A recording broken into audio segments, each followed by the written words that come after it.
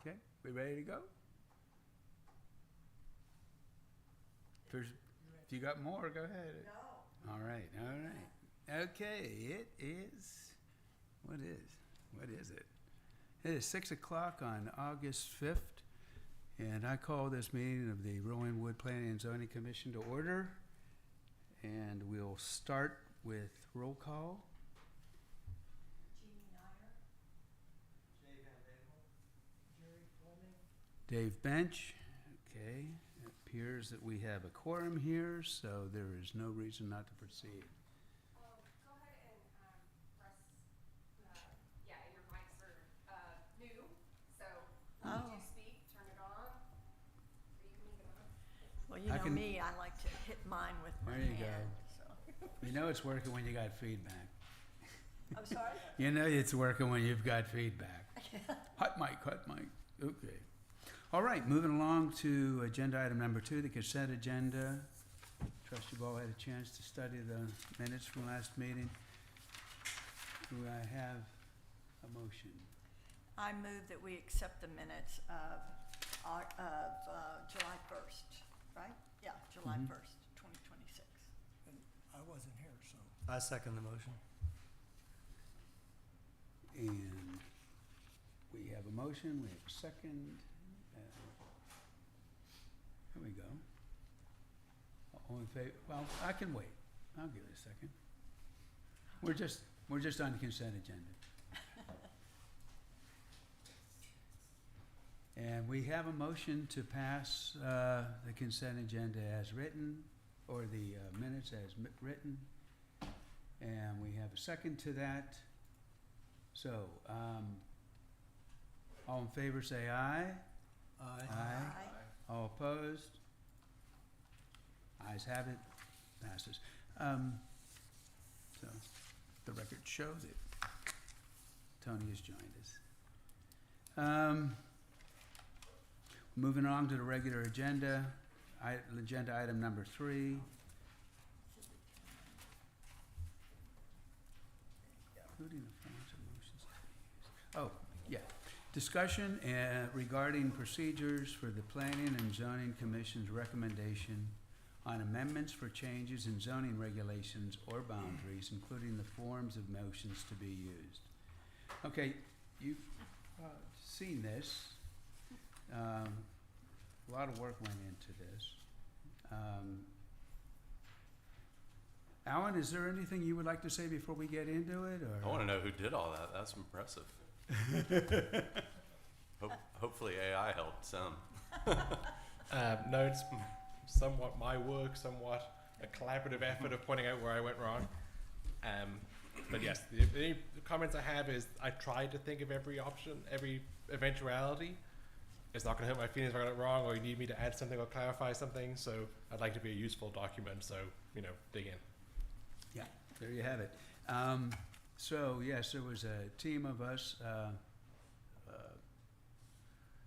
Alan, myself, Brooke, and Nikki, who had gotten together and studied our process and some of the issues that we've been having in the past with getting things to move forward, all the way through City Council and creation of an ordinance. And as Alan pointed out, try to think of every permutation of what could or might not happen or should happen or whatever.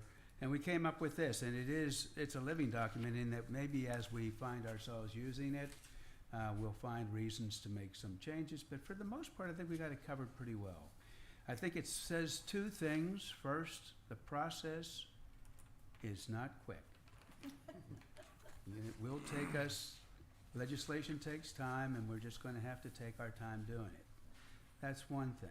The other thing is, and this is really important for us, is that nothing leaves this group until it's ready for City Council. And that means that we want our recommendations readied in ordinance format, so that what we're saying is actually could be passed by City Council, or at least go through public review as is. The expectation is, of course, there could be small changes, but our intention is to have it in as spick and span shape as it possibly can be, and there will be no mistake. Okay? Is this, this is actually an administrative document, right? This is not a ordinance No. change. Is that right? Yeah, it's just a go-by for us. Okay. It gives us an opportunity to study, to see where we are in the process, and to make sure that we're taking the right steps to stay on track. One thing I really liked about it was the recommended motion language at each stage. That's extremely helpful. Yeah, that came by way of Councilmember Brooke. And I'm wondering if this is put into place, is there still the opportunity to skip over steps or route your arrows past certain points, or is it, you know?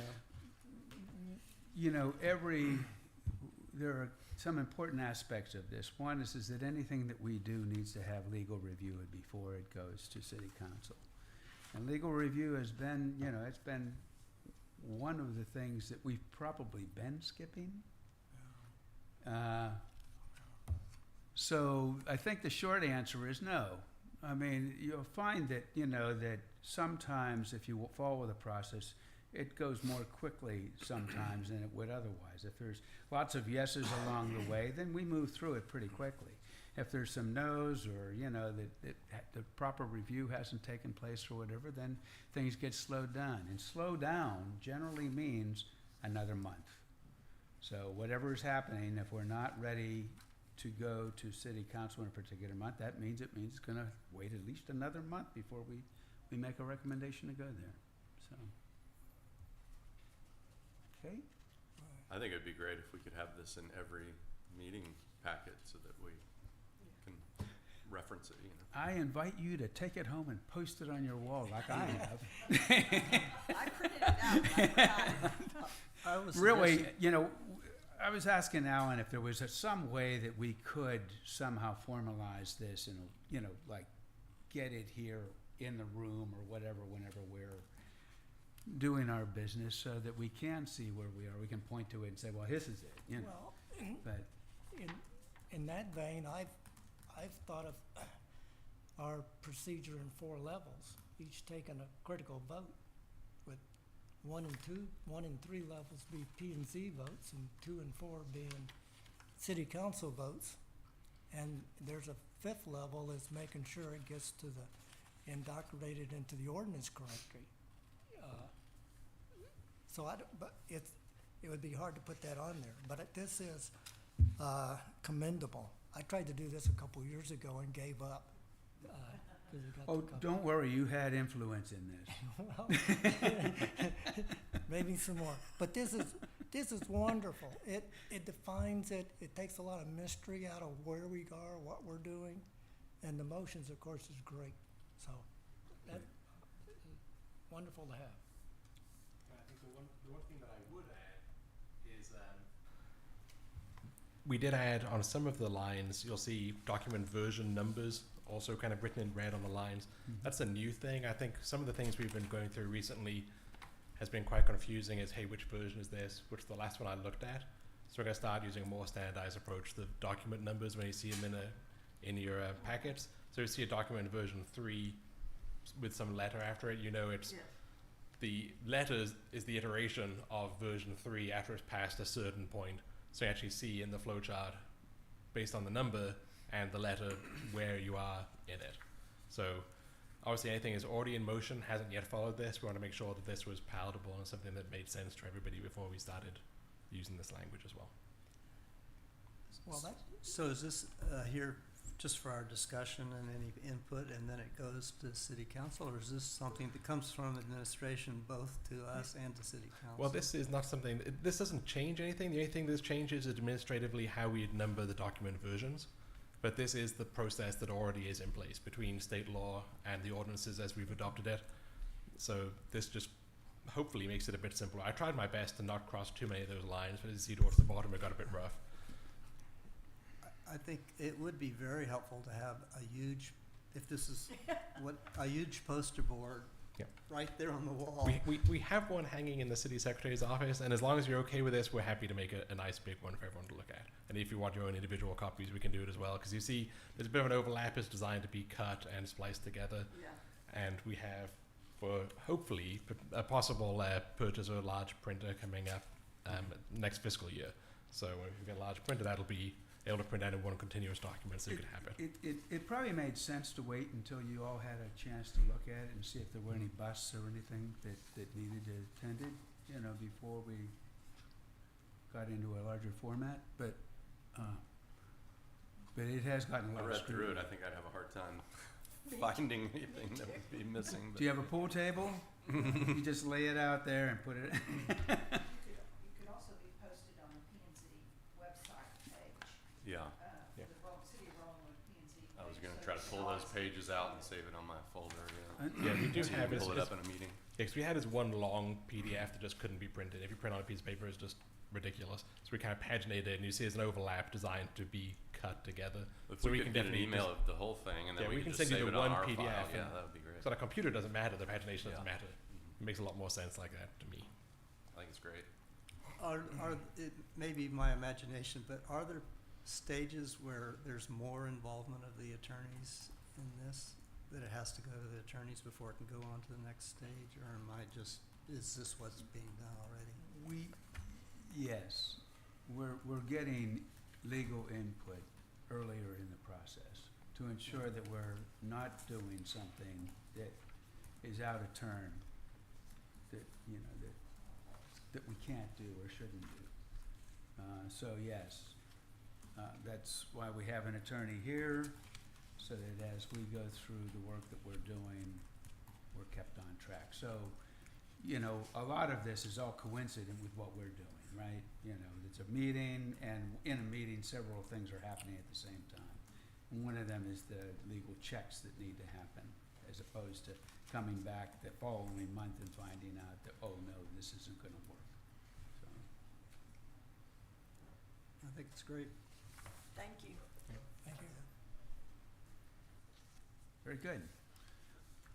All right, well, why don't we move along to regular agenda item number 4, which is discussion and possible action on a proposed ordinance amending 107 zoning Article 5, Administration and Enforcement, Division 4, changes in regulations or zoning district boundaries of the Rowanwood Code of Ordinances. Now, our state legislature gets together every couple of years, and sometimes they do things that have effect on how small cities are governed, like ours. And this particular last session in 2025, they looked pretty hard at the rules and regulations around the creation of new ordinances, and city councils and planning and zoning's role in that, and the Board of Adjustment and where they fit into it, and so on. And they made a number of changes to those things. They came into being in September of last year. And so what this is that you have before you is you've got the code that you've grown to know and love over the past few years as it is written for Rowanwood.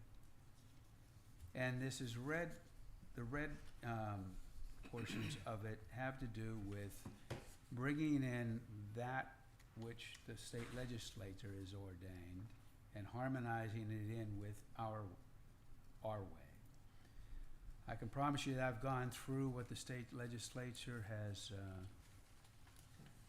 has changed, and as far as I can tell, this maps to it pretty darn well.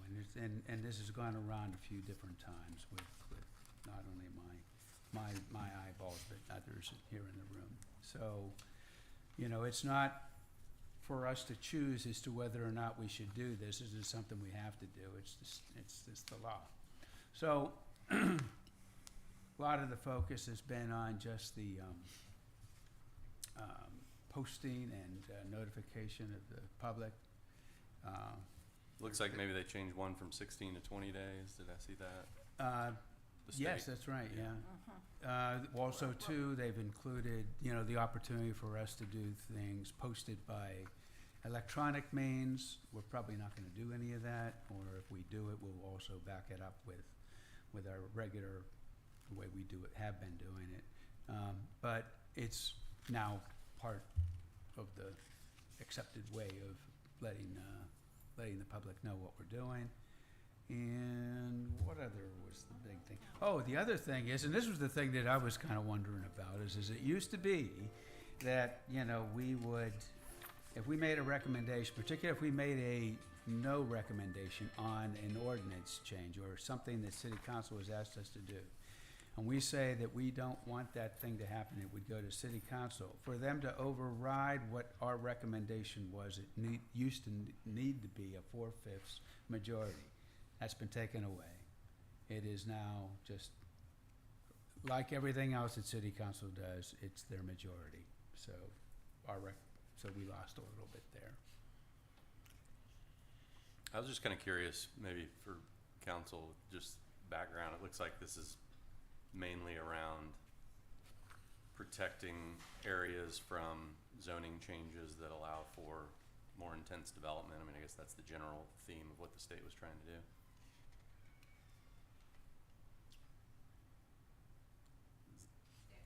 He's asking you. Is Yeah, that- sorry. Bro, Yeah. So I was just kind of curious. The yeah, House background Bill 24 went into effect September 1st, 2025, reforming municipal zoning protest procedures and public notice rules to make it harder for small groups of neighboring property owners to block local rezoning and housing developments. So now there's this, in order to get the voting threshold to a supermajority, there has to be a written petition of the landowners within 200 feet that are directly affected, and it creates a higher procedural process for them to get that protest heard and shift the burden to a higher voting threshold, supermajority vote. So it does kind of streamline the process to where the city can get its zoning through and makes it harder for that procedural process to occur.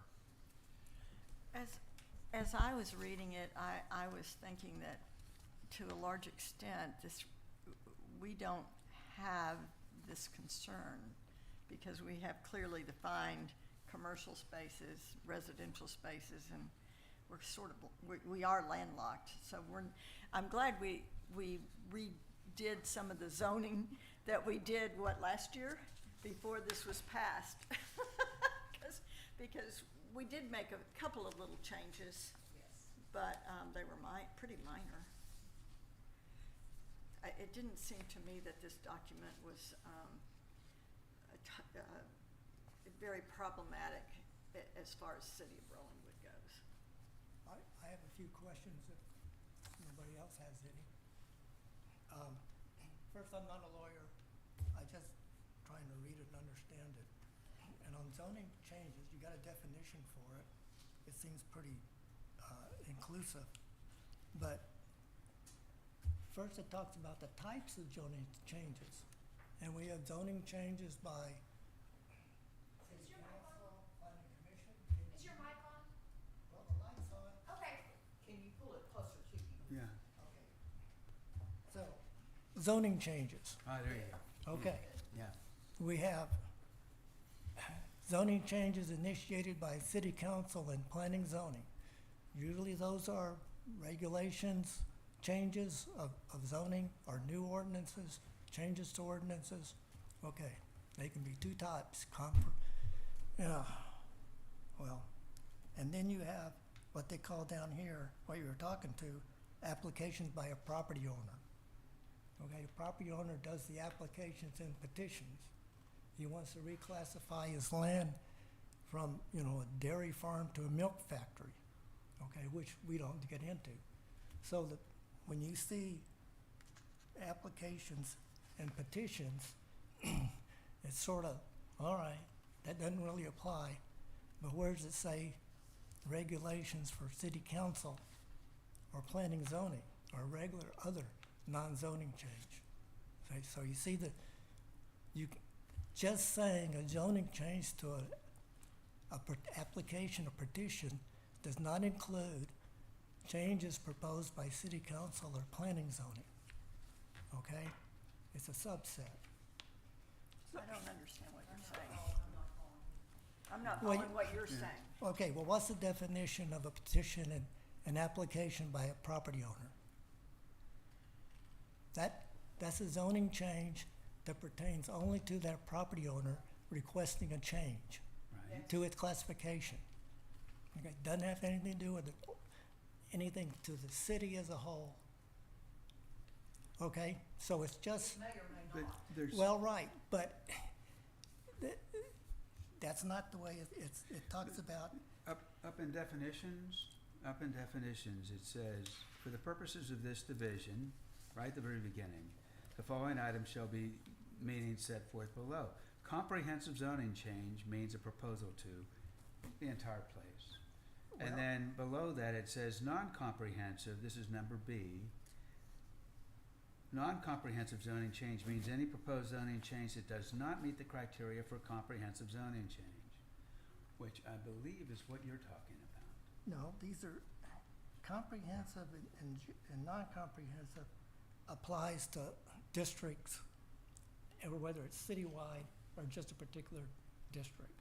Or you, the individual, Well, okay, okay? I think later there's some stuff about Everything, individual. you know, it says everything that is not. well, comprehensive includes a lot of changes, including the city ordinance stuff. Okay, what I'm Hey. saying is, Jerry, are you talking kind of like the use well, of let me, the property? let me ask a question, and maybe it'll be clear. If, over here, Can you give us the reference number well, that you're concerned about? let's go to 107, 5, the new 220, line 198 and 199. You choose, Can you give A. us the line? Yeah, the line number over on the right. The line Your one, cap's covering up, your cap is covering up the mic. one, Turn it down. 197, I'm sorry, 197. line 197? Yeah, and you just, after receiving the recommendation from the commission, yeah, of course, I jumped ahead, but the city council will at the earliest practical time hold a public hearing on the application and petition, at which the parties in interest will have an opportunity to be heard. It's not talking about ordinances generated by the, you know, what we're doing here that didn't involve a property owner making requests for classification change. The application and petition, to me, now that's where I'm asking for your definitions and assistance. Because over here it talks about applications and petitions. Any property owner applying to petition, and they talk all petitions and applications for changes in zoning, blah, blah, blah, shall be filed. So all this, application petitions, is generated, initiated by a property owner. Is that right or wrong? Yes, if I may, yes, it's narrowly tailored. So there's different types of actions that this body will take up. Some are specific to the land use for one property, and there's a specific application for that one property with an owner that is seeking some type of request. That creates some due process requirements that require notice to adjacent landowners. I and that understand sort all of that. thing. Then there's a separate type of recommendation, which is for city code as a whole. And that can be a directive from the city council, that can be this body doing its own, Would you call that an application or petition? to amend the city code, that type of recommendation. I think it would be improper to call it an application. Well, I thought so too. then, on those facts. well, then on back on line 198, after it says on the application petition, should you say, or change in zoning regulation?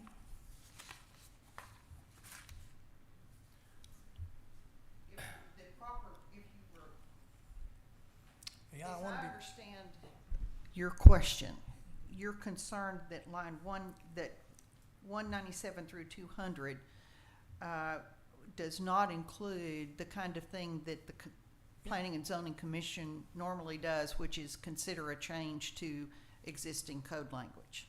That's your concern, because it uses application correct. and That- petition. Exactly. But the, I think there's other, I think if you, for example, B, if the commission recommends approval of a zoning change requested in the application or petition, Yeah, I don't think that the authority for the commission to undertake a change in a zoning regulation or change in the code comes in under the authority given in another section to the Planning and Zoning Commission, not necessarily this. That's correct. That's Yes. what I thought. I thought this Right. was specifically for changing zoning. You know, from commercial to residential or residential For a to. single property. For a single, yeah, well, Right. for Well, anything, it- really. It No. covers both things. yeah. This covers some procedures. It enacts the state procedures that are required for changing a zoning code, for changing certain kinds of petitions. Certain kinds of petitions, small individual petitions aren't covered by a non-comprehensive zoning change or a comprehensive zoning change. You know, I'm currently a bank and I want to be a office. Well, But what I'm trying to say is that's the procedures that apply to all kinds of zoning changes, whether it be initiated by a homeowner or initiated by this commission, are covered by different parts of these procedures. But I'm comfortable that they're all covered. Yes. Yeah. well, I'm not, but Okay. I'm not a lawyer. And why would be wrong with just adding or a change in zoning regulation after an application and petition? If you do want to make that change, then you'd use the generic term zoning change. Well, yeah, Because the zoning change is a very broadly defined term. And that term is defined in, At the beginning. yeah, I think that would at be, line 28. right, I think zoning change includes everything. Mm-hmm. Yes, it And- does. and- That and was so that's- intentional, yes. That's where I would suggest you replace application petition with a zoning change. I don't think it's necessary from a legal standpoint. Well, Yes. Yeah. Again, I'm not a lawyer, I'm an engineer trying to read the rules. But, and if you're including and you're, trying to include all the zoning changes in this application and petition, then you need to go back here and define it, because you didn't really define it that way. Section B says zoning change, but section A doesn't. Well, you got a great, I like that term, it's nice, it's simple, it's exact. But application petition's just this one segment. Yeah, the other thing you gotta be careful too of is this tracks and is capturing the state law. And, there's zoning and then there's planning. There's other things, there's other procedural elements. This one is focused on the due process requirements that have to be met for applications. So I would be very leery to try to tweak it and make it too generic. As drafted, it is Well, I'm not, intentional. well, again, we're not really geared into application petitions. We're after just zoning changes, regulations generated by council and planning. Jerry, I think the answer is also that 107.51A is intended to apply to those individual property owner applications. Then if you look at 107-519, it adopts the state law requirements for notice in public hearings for any zoning change that is conducted by the Planning and Zoning Commission or the City Council. Right, I'm not concerned about hearings. So what I just, I think what you're asking is whether or not there is a procedural requirement that is parallel to 107-518 for zoning changes that are initiated by the commission or the city council. that's 516. Right? Well, I'm asking you a question about your concern with 518. No, I don't, well, they got, Okay. applications and petition, I don't have a. I'm sorry, then, I misunderstood. So I want to chime in a little bit here. I can see what Jerry's saying is that line 198 says, hold a public hearing on the application petition, and then line 201 says, if the commission recommends approval of the zoning change. So you're two different terms. Why not just say, line 98 would say, hold a public hearing on the application petition for zoning change. Yeah, Yeah, I see. I- And then they're in agreement. Yeah. the black text here is the stuff that's on the books right now. It's on the what? This is the stuff that is right now part of our ordinance. Well, that doesn't make it right. No, I'm just saying. So, my comment is that based on what you just said and what Jay just said, and in the interest of trying to maintain a certain continuity through everything, unless someone sees a reason not to, we could make those changes. We're allowed to do that, I think, Yeah. you we- know. we- As long as it doesn't change No, the intent of what the No. state has us We- doing. we just included everything. So, would we be allowed to do that? Yes. Okay, So, So then, Jerry- maybe you would like to make a motion. well, We want to bat something around. I mean, you're saying, basically would say, at the earliest practicable time, hold a public hearing on the zoning change proposed by the application petition or something along those lines? no, because you just limited yourself. Just say zoning change. And a It- limit it- application petition? Because, no, before it assumes the continuity of this sentence after receiving the recommendation from the commission. That brings everything you had before into here. So now you said, okay, we got that stuff before, it's into here, now we go to the hold a public hearing on the. Could you say- propose some specific language? Do you have something formulated? I would say on the proposed change in zoning regulation, or just change in zoning regulation. Less words is better than me. What- I think you have to use the term Zoning change. Zoning change, yeah. Okay, I'll go for that. I think we Zoning need to change. try to tie it to what's in 201 and 202. Yeah, zoning best we change. can. Okay. And then, if I can keep going, you've got that down here in 201B zoning change. Yeah, And so, and it limited itself when you said requested in permit application and petition again. Well, just say zoning change and take out that application petition. Yeah, Yeah. that makes Okay. sense. Okay. so, And so that's 202. so all you're saying is take the two words, application / petition out and put Yeah. in zoning Yeah. change. Correct. And then you would in 201 Do nothing. just say zoning change not requested in the application petition, just be the zoning change, Well, same as on the first. 201, I would take out requested. Requested in the application petition, Right. that clause. Take that out. Yeah. Commission recommends approval of the zoning change, then the city council may accept as. I think we can recommend what we want, and then obviously we'll have the attorneys will take another look at it and Well, see if they think it was good or not. yeah, well, these are. Yeah, I mean, it think makes these sense. are- I think see what these you're are, saying.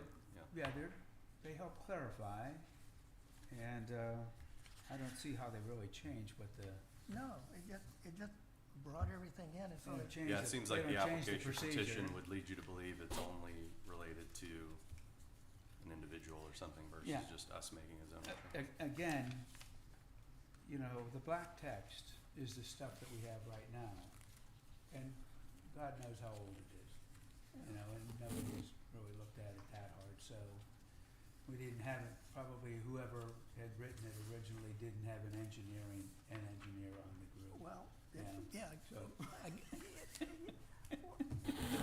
so, I have to compile with these ordinances, see, Right. you know, Yeah. so I well, have to learn how to read it.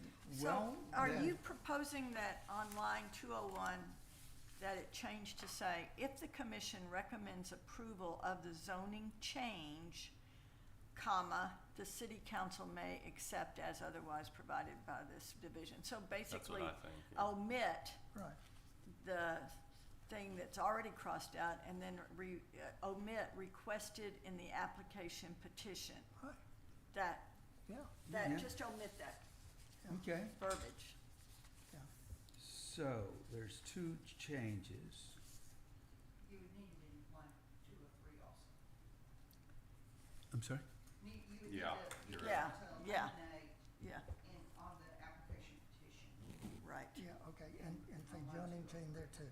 Okay, All right. So reject or take other action on the zoning change, All right, right? right. And, and then I have another question. Should we try to yeah, capture that one in a motion? let's capture this, well, Oh, hold make on, a hold motion. on. Where we want to go, going back to our process, is we're going to want to eventually make a recommendation to go forward with this version to city council for public hearing, recommended for public hearing. But that motion will have in it amendments that we're discussing right now. Things, Could we do them separately, or will we need to capture it in the same motion that sends it forward? I would love if y'all Separately? make this Yeah. motion first, and then you can continue. And then we can make one that sends it forward too. all right, okay, now, I don't see in our text a motion that looks like that. So, In I our don't know flow what chart, you we're, mean? I don't know what we're motioning. I don't know Uh, what I- we're you moving want me to to do, take a stab you at it? know? I could do it also. Sorry? Jerry? I don't know No. what we're moving to do, thank you. Oh. And, if we're recognizing that we wanna make a change to this text here, but I don't know how to put that into a motion. I think could we take a got it. stab I think at they're it. saying we can just do just this. And then if we got another one, we can do just that. And then at the end, we can say, subject to our prior motions, we move this forward to council. Okay, Is that sounds good, let's do that. that accurate? That sounds good, Yes, you can do that. I was Sounds gonna make legal. a, okay, You that know, doesn't change what I'm- we've done, so we do it in two steps. I would say Tony Stein moved to make the following amendment to the proposed ordinance text, that we change line this to remove and that. And then that way I specifically have exactly what lines and what words we're wanting Yeah, to right now, we're remove. changing the proposed. Yeah, now, Proposed. but that is prefaced with, we need to say that we are recommending that we go forward to city We're gonna do council. that later. Recommend it? Yeah, we can do that in a separate motion. We can do that separate, Cause, yeah, you, You need to do Okay. that at the end, Yeah. once All you've right. adopted the amendments. yes. okay. You got it? So, we want to amend the text here. Yes. You've got Who paper. wants to make the motion to I- amend this text? I would like to make a motion that the text in section 107-5229, procedure before the city council, be altered in the following fashion. Line 198 would read, hold a public hearing on the zoning at which parties in interest and Zoning citizens. change. It needs to be et cetera. zoning change. Zoning change, sorry. At which parties, et cetera. Also, in line 201, the following change be made. It would read, if the commission recommends approval of the zoning change, would further eliminate the words requested in the application / petition. Then it would read, the city council may, et cetera, until you get to line 203, where it will say, vote either accept, reject, or take other action on the zoning change. You would strike the application petition. Wonderful. Except, I thought you said section 107-5229, and it's 5220, right? No, you know, it just, 522. It's Oh, 5220 is struck. Okay, Okay, then I alter my motion to say that we're dealing with section 107-522 okay. I With second- no other changes. with no other With change. no other changes. And I'll, Okay, we have a motion. and I'll second it. All right. We have a motion and a second. Any further discussion? All in favor say aye. Aye. All opposed? The ayes have it. Okay, fine. Okay, you had more? I have a question that's not particularly to the text, it's just sort of a general. And we just got through B where it says that the commission recommends approval of a zoning change. And then what crossed out down on number C was if the commission recommends disapproval. And there, it got eliminated and it didn't really get put back in. Can you, point line number again? It's, 204. 204? through Yeah. 209. so my question is, Oh, this is the supermajority, this is the thing that they took out. no, it's my request that the city have a procedure for dealing with a recommendation from the planning commission that's disapproval of a zoning change. The issue is that it conflicts with state law. Yeah. The And what? It conflicts What does? this language No, that's no, I'm struck. not worried about that. Yeah. I'm not Yeah. contesting that. Yeah. I'm just Yeah. asking the question. Okay, think about it this way, Jerry. Everything that city council does, they do on a regular vote, okay? Majority wins, okay? This old section had a piece in there. Right. It was different because it was a special case that needed to be addressed. What they've done is they've changed it so that it's not a special case anymore. Now it's just, city council proceeds the way city council proceeds. Whether we say, make a recommendation one way or another, does not have any impact on the way that city council handles it. Well, okay, then you're saying that the planning commission disapproves of an ordinance. Mhm. It will Then go it's to over. the, okay. And it will go forward as a disapproved ordinance to city council. That's right. And what does city council do? City council votes on it and decides whether or not they agree with planning and zoning or they don't. And if they don't, that's okay, they're allowed to do that. They don't have to do anything special. What happens to the ordinance if they don't agree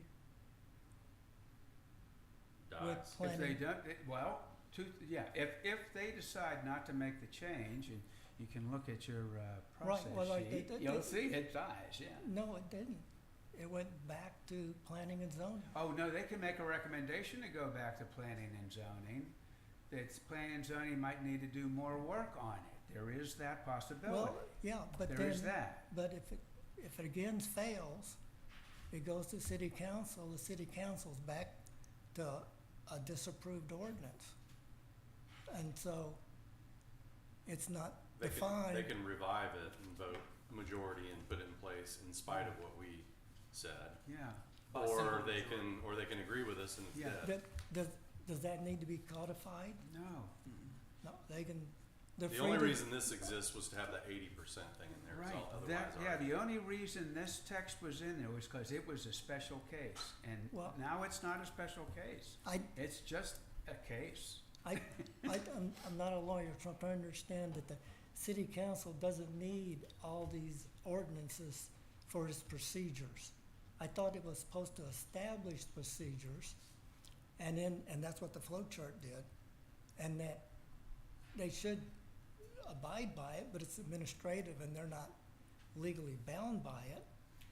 So there's the state law rules and there's the local rules. Sometimes the legislator sets a baseline minimum, for example, for notice, and the city can go beyond the baseline minimum and require additional notice and make that equal to both the planning and zoning and the city council. However, in this case, the permissive authority that the legislator previously had granted has now been taken away from state law code. Therefore, you would, to keep that and continue would be to conflict with the present day state law procedure, so it just needs to be removed. That's fine, but I don't see where the city has established procedure to handle a disapproval from planning and zoning recommendation.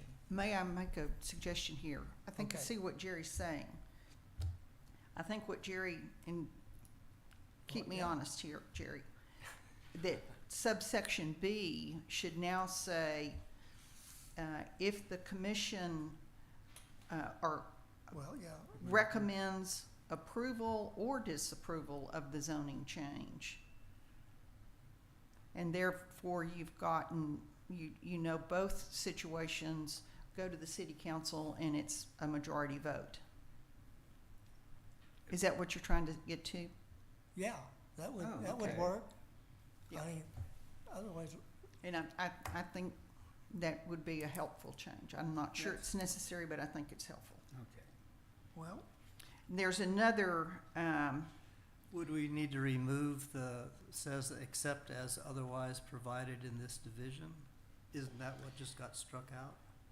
I think that's okay, because I believe that in the joint public hearing, language, there's a provision that says, that in effect, that planning and zoning will vote, and the city council can't vote Right. until planning and zoning has Until issued there's a recommendation. That's right. So I think that leaving that language in will cover that. no. Okay, yeah. So, checking with our legal here, is that change that Brooke had just suggested, is that legal? Are we okay? Yes, that's a good clarification. You're talking about subsection B, correct? That's Right. right, Yes. yes. Yes. And I believe it was something to the effect of recommends approval or disapproval of a zoning Right, change. right, And yeah. that was it. Yeah, that's All just a right. clarification, and Just that a would be a good motion. Okay, And so we can do that as a separate one, we don't need to redo the other one to include it. we don't need to redo the other, we already did that, so we can add this in, okay? So if somebody wants to make a. Well, Jerry, do you have others? No, I'm gonna quit while I'm Okay. ahead. All right, Jerry, I think you should do the honors on this one. okay, yeah, why don't you You do it? found it. Yeah, All right, I move that, we amend the, proposed ordinance 107522, subsection B, to read, if the commission recommends approval or disapproval of the zoning change, the city council may, et cetera, et cetera. That work? Okay. I second the motion. all right, we have a motion, we have a second. We have any further discussion? Hearing none, all in favor say aye. Aye. All opposed? Motion carries. Okay. I have a question about procedure on your flow chart. If I understand it, with this particular item, doesn't it next need to go to legal to codify it before it goes It to is city council? codified. That, we are there. We are looking at the Okay. ordinance version of this.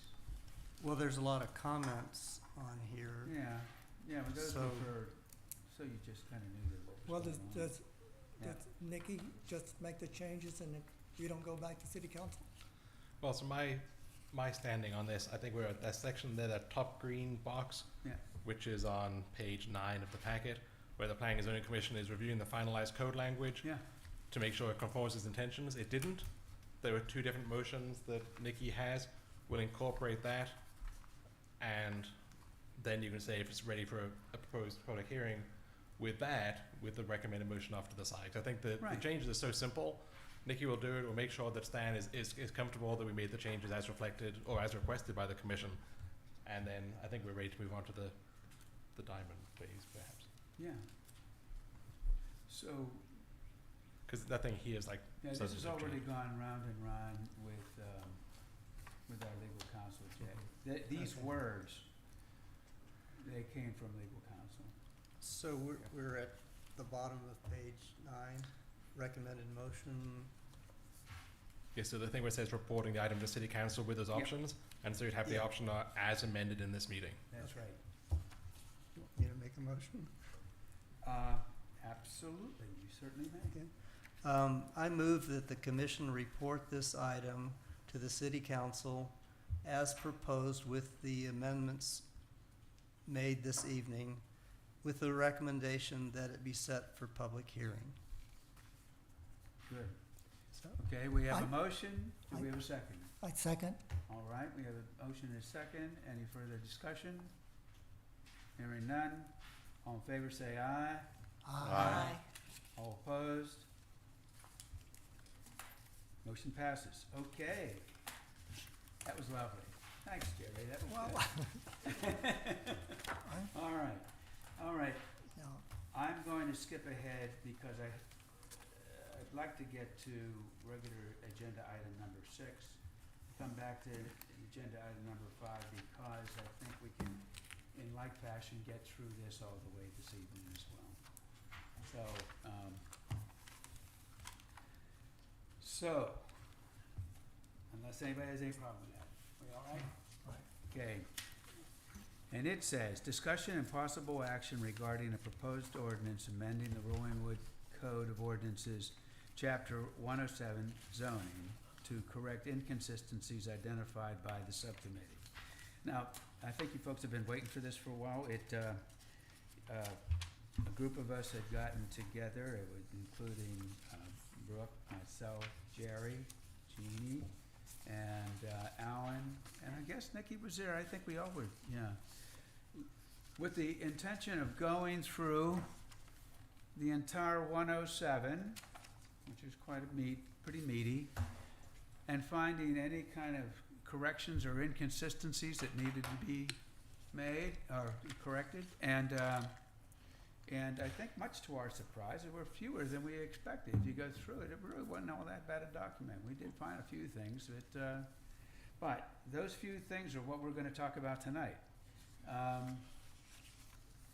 So, I know I have a red line copy here.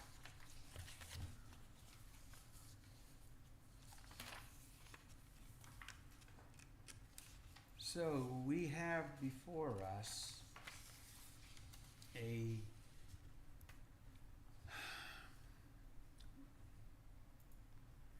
suggested changes, what we would call non-substantive changes to our 107 code that have been drafted into ordinance form for us to look at and approve or not. And Do these start on page 38 of the packet? Am I in the right place? page 36 is where the boilerplate comes in, right?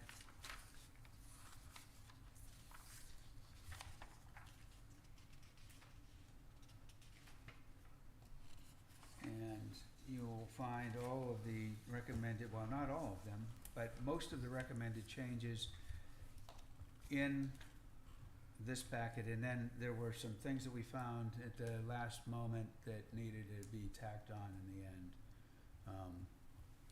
I should call attention that one of the changes that we had recommended, and I think this came by way of Commissioner Nyer, was that we have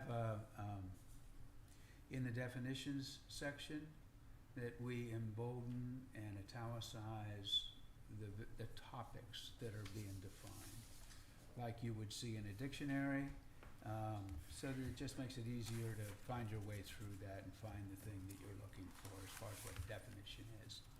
So, and that couldn't be brought, we couldn't do that for this.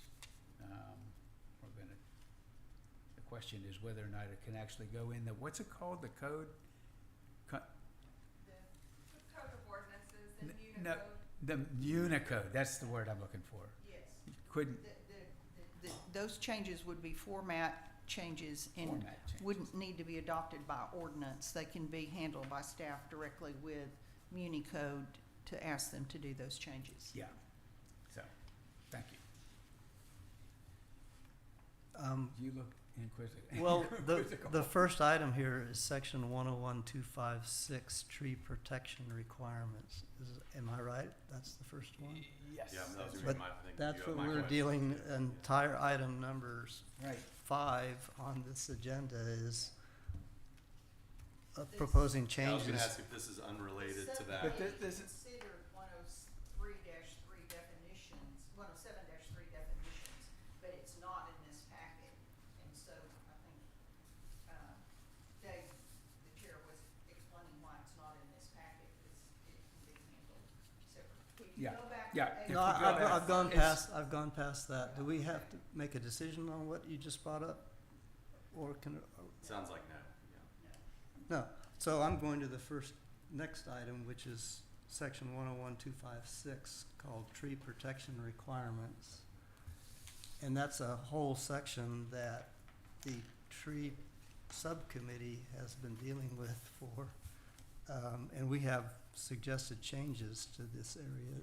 Well, my question is this change to is it coincidence that it's the tree thing and it's cleaning up something that's totally separate, and then we'll go and tackle whether we wanna make I changes? think Is that's that the right way idea? to do it, yeah, Yeah. So this is we're- kind of, put that to the side, Yeah. this is just existing code cleanup first. Okay, that's right, that's right. We're gonna correct the cleaned up version. okay. What were the changes? I'm sorry? Well, there's no redlining or anything on this, so I've got a red line on mine. I haven't marked them up. I just see this sentence added at the end of section B. If you look at the PDF Okay. version, No, it's where's redlined. Yeah, that's the problem. Here, Jay, This is him, Jay, you can see it there. yeah. that's already, I know, I gotta give me a, I didn't get that version. but I just, We got a new email today or yesterday or the day before. Okay. Yesterday, yeah. Oh, yesterday, okay. oh, it's hard to keep up. Yes, it is. well, Tell me about it. You gotta procrastinate like me and do it all at the last minute. and Yeah. you can go. minutes, It's a little easier. but If you wanna borrow my iPad, Okay. just scroll up. and- Okay, all right, thank you.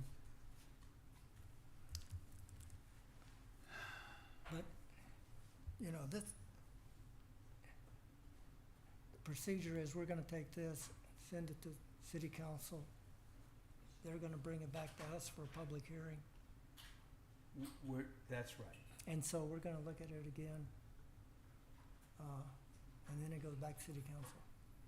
Well, So this is what I, yeah, if everything works the right way, it'll be public hearing with us and city council at the same time. Right. this is what I would call level one. Yeah. So, the only Yeah. reason, because the redlined area here is the critical root zone is, in this section is used, the same definition as used in 107-371. That's the wrong one. Well, I thought, That's the wrong document, yeah. which Which sections are we talking about, Dave? 2 more pages. We're, Yeah, that one. You know, we're talking about, yeah, why? So this is just correcting a reference here in the Yeah. existing code. But we may be changing Which the we- critical root zone definition Maybe, in what yeah. we're presenting tonight, so just be aware of it. Yeah. Right. Always have to be aware of that kind of thing. Okay.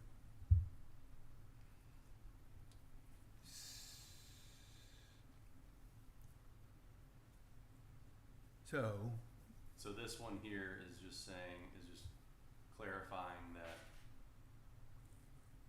this exists in both the residential yeah, and the commercial? Is that the idea? yeah, It's let's see. just the residential. It is, in section 101, Yeah, doesn't have a definition of critical root zone. And so, but it uses it in subsection B. So in order to give it a definition, this sentence simply references the definitions in the, chapter 107 for that purpose. This is, not a zoning change provision. Chapter 101 is not zoning, it's maintenance of property and other things like that. yeah. Mhm. And so you're simply referencing a definition. It's a clarification, effectively. It's a clarification. Okay. Because there's not a definition of critical root zone And in s- otherwise in 101. Not yet. and Not yet. instead of defining it twice, we define it once and then refer to it. Okay. Well, not quite. We have two definitions in chapter 107, one for commercial and one for residential. So we're citing to the proper definition depending on what the underlying property type is.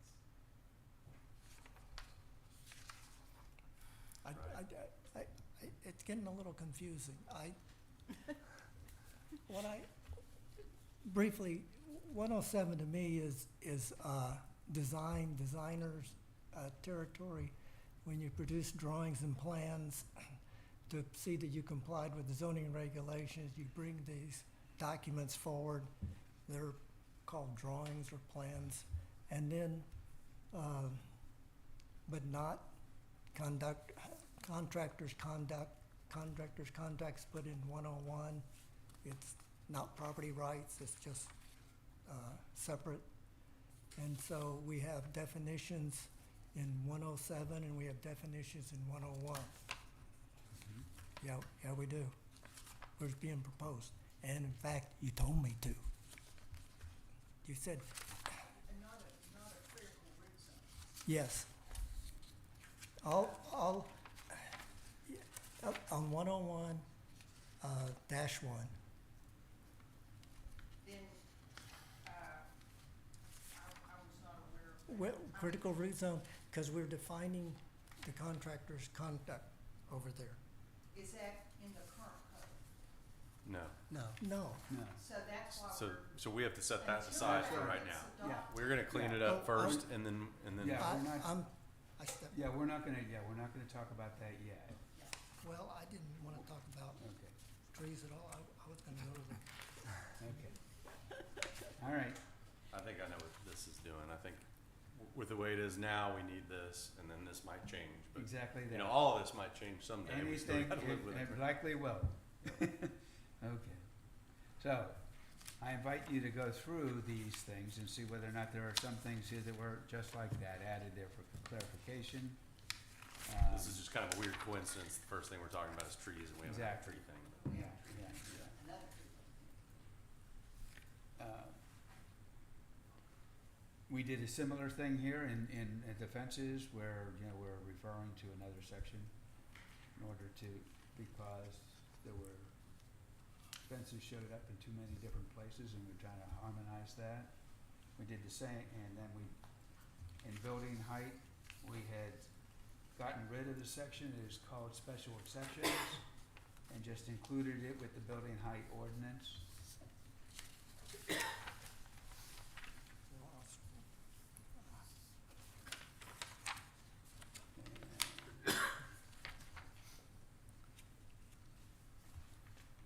Anyway, all I of had one these- I was curious about the parking garage one.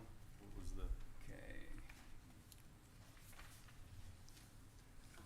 parking garages provided the garage is an accessory to the primary use on the same lot of an adjacent commercial lot. Oh, it looks like we have parking garages in number 4 too. Oh yeah, it was just in there twice. redundant, Yeah. yes, Yeah. eliminating a redundant. That was what it was. There was just too many parking garages in here. Subdivision.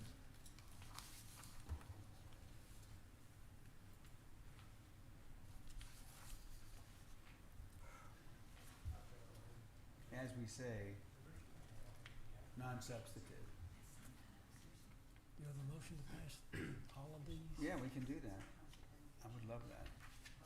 I mean, but I don't think I've got all the section numbers. Okay.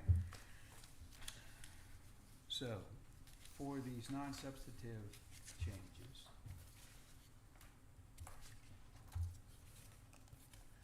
Which stage are we in order We to make a are- motion? oh, we're pretty far along, Jay.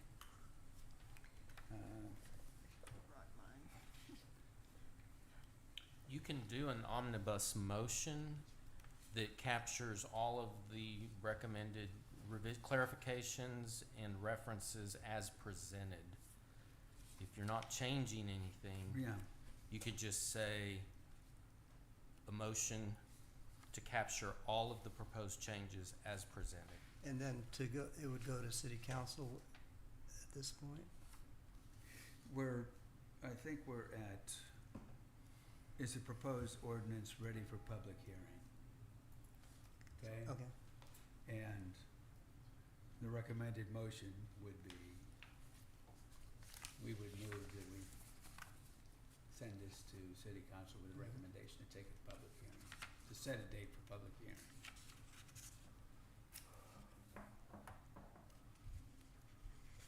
Just like that. Somebody else wanna take a stab at this one, or I will? I'm happy to. Just making sure there's no, we're good, everybody's reviewed it. Okay, I move that, Planning and Zoning Commission report this item to City Council as proposed with the recommendation that it be set for public hearing. we have a motion. I second, Okay, we have a second. Any further discussion? Wait, did you say, did you include it, the language the way it was proposed, that it be, all-inclusive? He said as presented, yes. As Okay, presented. Okay, all Very right, good. I just wanna make sure. Okay. Yes, if somebody sees us doing something wrong, please do speak up. All right. We good? All in favor, say aye. Aye. All opposed? I want Ayes to have it. add a thank you to Brooke for this, because we did meet, and we did go through it in quite a bit of detail, but then she took the minutes from the meeting and put them into the form that is currently That's right. presented to us. Thank you, Yes. Brooke. Thank you, Thank that's yeah, right. thank you, Thank Brooke. you. All right, now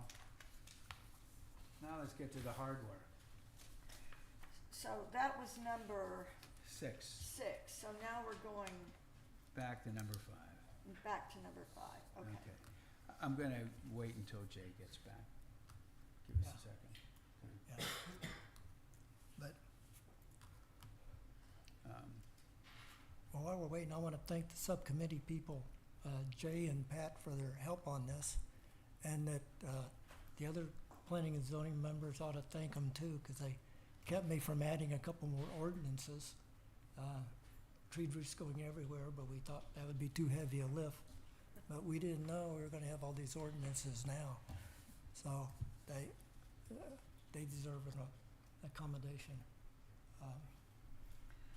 Okay. I appreciated that picture at the end. That shouldn't be at the first.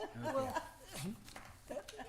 That got me thinking about this. Yeah. All that was right, great. I'm going to move along here, and let's get to regular agenda item number 5, which is discussion and possible action on proposed amendments regarding tree protection standards and requirements during construction activities.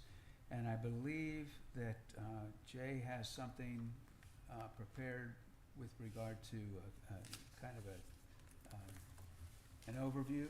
Yeah, I thought, because we're proposing changes to the code in, I think, 6 different sections, that I might present what I see as a kind of a summary of the changes we're suggesting and the substantive changes that we're suggesting, and then we could certainly go over them in detail individually. But this was all predicated on that we felt that not enough was being done to protect protected trees before, during, and immediately after construction. But the first thing we did was unify the definitions throughout all the sections that we were dealing with, so in the Code of Ordinances that deal with tree protection. So we're using the same definitions across the sections. That's one thing we did, which was kind of a clerical thing. So conceptually, these are what we already have. It's just having a more clear definition. Just on the definitions, yes. Then the first item on the list is 101-1, and we wanted to further define the definition. Well, we introduced critical root zone into that section, so it comes before everything else.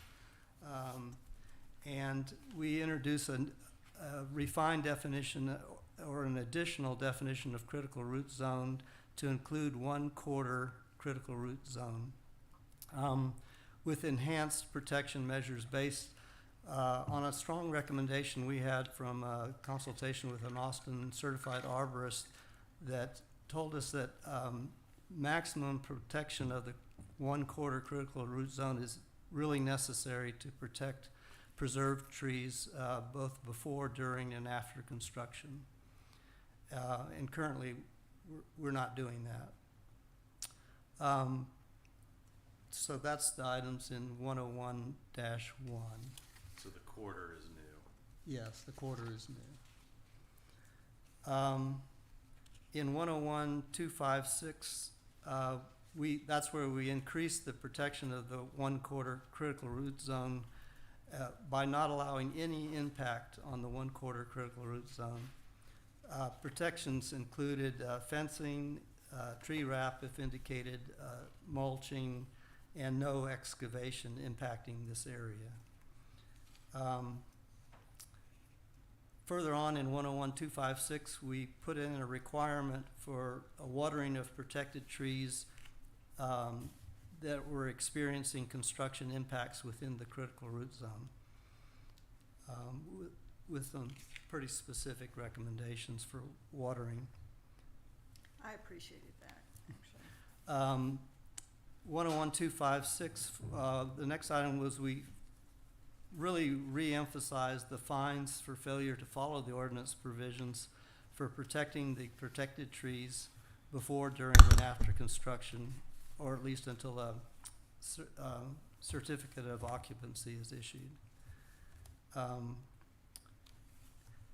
Then going to 107.3-3, again, we restated the definitions so that they agree throughout the Code of Ordinances, so that they agree with what we have in proposed for 101-1. 107.370, again, was just further clarifying definitions so that it would match other areas in the code. And we elaborated a little bit more on what constitutes a removal that would require mitigation. 107.375, we clarified the requirements to replace a permitted heritage tree removal in both the buildable area and the city right-of-way. 107.376, that's a major addition, we wanted to put in the code requirements that would necessitate on the tree protection, tree survey plan submitted with the permit application, very specific requirements for tree protection. And they're fairly extensive, and we can go through those individually.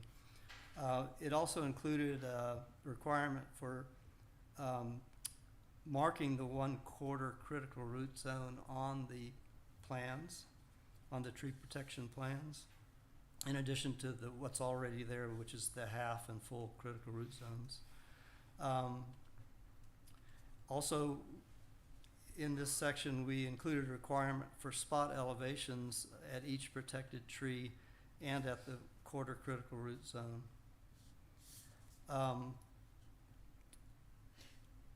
And then we want to codify those tree protection requirements to be put on the plan. And then the last item is actually those tree protection plan notes that would be made into a supplement that would be given to builders or contractors when they get their permit application materials. And it's basically just a reiteration of what we're saying to add to the code 107376.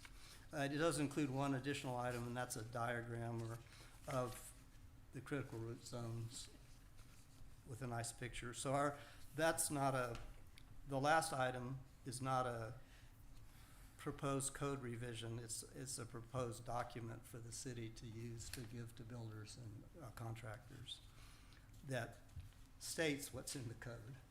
So it would be a separate PDF that could be downloaded by an applicant and easily printed.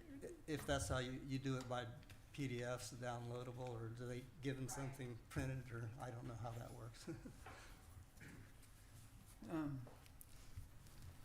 I noticed in your development application requirements, letter A, an application for a building permit must, in that you changed the DBH requirement from 12 inches to 8 inches.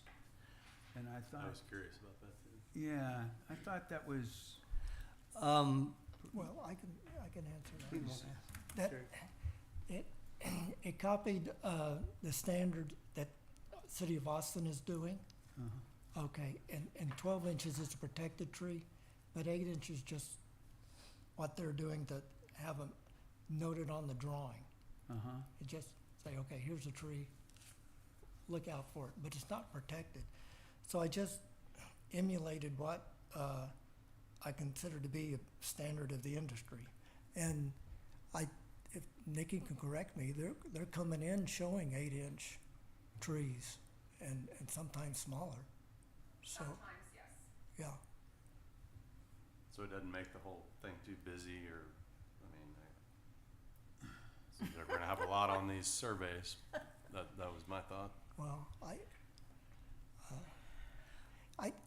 I took the opportunity, and Nikki was nice enough to let me come in and look and see how cluttered it would get, and it wasn't that bad, and doable, and it's what they're used to doing.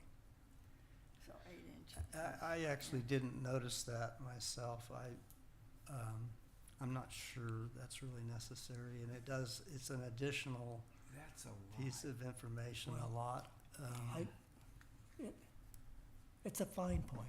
And it's also, we're asking them to mark trees 10 feet beyond the property line, and then you're gonna even have more trees that they're gonna have to locate on their plan. You know, Well, if we just deal with protected trees, that's probably enough. Well, to me, the main goal is getting fences around the tree. Protecting the critical root zone, I thought was important to see what's on the other side of the fence, if something's right on that edge. And most of our trees are in the required yards. And and it wasn't that, they don't have to go out there in a person's yard, they can just estimate where the tree is. But it gives the plan reviewer more information to see if half of the critical root zone, is being preserved. I think I'm it not makes a, sense in concept. My question would be, I doubt a surveyor is gonna be willing to estimate something off the, I mean, surveyors are in the business of putting it exactly where it is. And then my question would be, if you're asking the surveyor to put things on that are not on that property, do you have to go get all the surrounding property owners' permission when you get a survey to have them set foot on their property? It seems like it'd be, maybe we could ask a surveyor about this to make sure it's not Yeah. creating an issue. Well, I think I mean, that, conceptually, it makes sense. I'd be glad to go talk to our arborist about that. I think it's more of a surveyor question. Yeah. Well, he would know who the surveyor to talk to. or a legal question. Well, yeah, you can't always get the surveyor that, But I think it's a good question. yeah. We're trying to be comprehensive on protecting the tree roots. Yeah, I just think a surveyor is gonna say, I'm not gonna be willing to, or I don't know, maybe they can put notes on there that say anything off the property is an estimate, maybe that's possible, but I would think most of them are gonna say, well, I'm not gonna put it on there unless I know exactly where it is, and I'm not gonna go in somebody Well, else's and they- backyard to check unless And I have permission they, from them. they may be able to use area photographs too. Could we, I don't think so. could we specify that if a tree is located within, the setback of the Yeah. adjacent lot, that's what, 10 feet, right, at least? Yes, yes, it's- Then it should be noted. I mean, I've told you all this before, but remember, I had a heritage tree, a huge one in my backyard, and our neighbors behind us built a garage. Well, we also changed ours and built a new garage, and the tree died as soon as the neighbors added that garage. And we had not protested to us, it was fine. But man, it affected that critical root zone, and that tree was within 5 feet of the property line.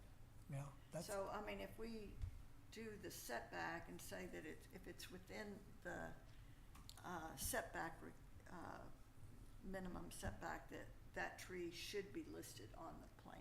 I think it's more, yeah, my question is more procedural, just make sure that we have a way that we can Right. get that done. And that is tough, but Yes. you can kind of see them. And I think if we kept that in, I would still eliminate the 8 inches on both the property plan and on the neighbor's plan. I think So you which- effectively Which are one are you defining talking about? an Where 8-inch are tree you? as being a protected It's tree. on page 31. well, no, Top of no, page there's requirements for 31. protected. This I'm is I'm just saying, the way this reads is Yeah. whenever you impose these same restrictions or these same conditions on an 8-inch tree as you're doing on a 12-inch tree, now all of a sudden, the 8-inch tree starts to look an awful lot like a protected tree. And I think that's too much of a burden. I think that, the good intentions of anybody are gonna be to protect as many trees as they can. But to codify it makes it a whole different thing. And, I think that's just too much reach. Too much of a burden. Well, to me, as I told Jay, some of this is icing on the cake, and I can live without icing. But I'm really after getting the fence around, and we'll get into the critical root zone and the mulch and that protection. Okay, so this is, Okay. negotiable, changeable. My only question with the quarter is I'm just trying to think through unintended consequences if you have a lot with a lot of trees and you're trying to navigate that and build some, whether you're trying, to be the spec guy that builds the max or you're the homeowners who's trying to be delicate with the trees. I guess, is there a possibility, this might be an arborist question, if you have protections around the quarter of the root zone, are you gonna wind up with people taking out trees that they might otherwise save because they look at it and say, if I protect quarter on all of these, Well, no, no. You know what I but- mean? If, you- like, could Well- they have fit something if you were protecting half, but now you gotta protect a quarter, so they say, well, I'll just take that tree out and plant another one? Well, that only pertains to protected trees which start at 12 inches. Right. Okay, and 1/4 of the 12 inches, 3 feet out. And so you're only talking about that, 3.5 foot diameter circle. You can't really change the grade of. Okay, so it's, Okay. I it's mean, not. you it's can, not- but if you do, it's considered destroying and removing that tree. Well, I'm, Right. yeah, I'm just wondering if there's, I'm just trying to think through whether there's any unintended consequences where people start saying, not worth the trouble with the root zone, let's just take that tree out too and plant well, another one, when we're trying to save the original ones. some of that will come up later, into the fencing area, okay? But, for protecting the 1/4 inch critical zone, that's sort of sacred according to the arborists in the city of Austin. For trees that are 12 inches and greater, and again, the owner has selected them to be preserved and not removed. So the owner or designer has said, oh, we're gonna keep this one.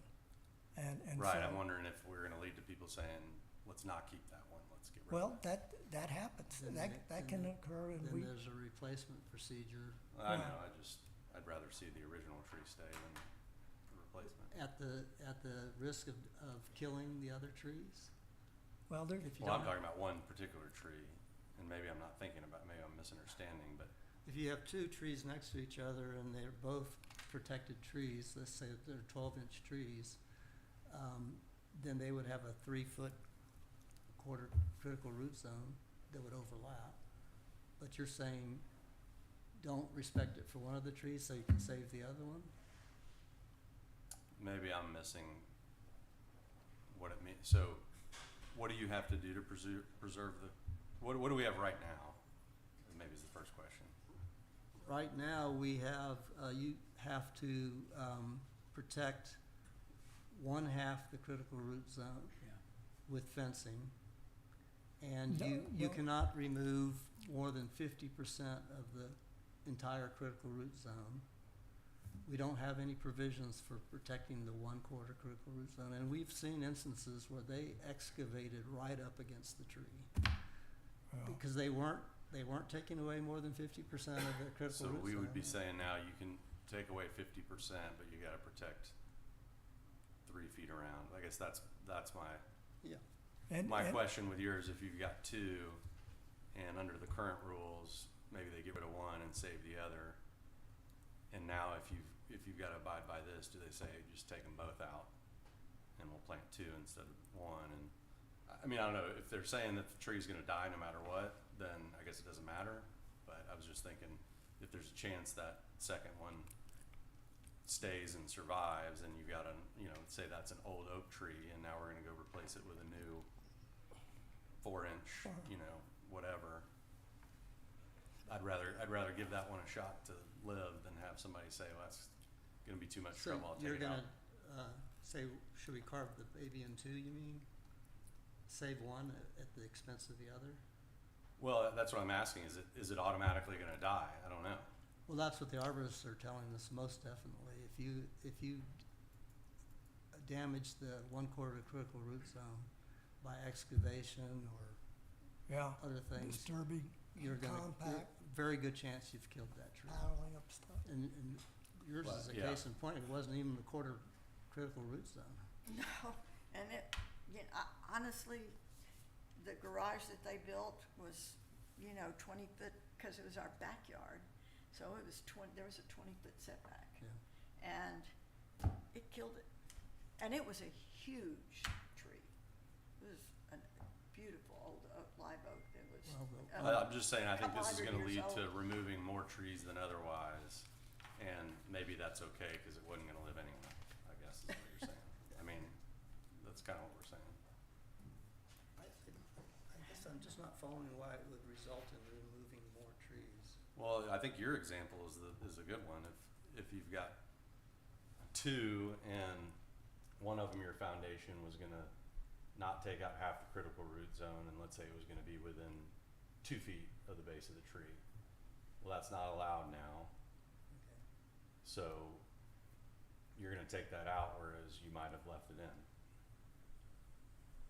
Yeah, you're. and if Or you're gonna move your foundation. I think if in you- practicality, most people are gonna take the tree out.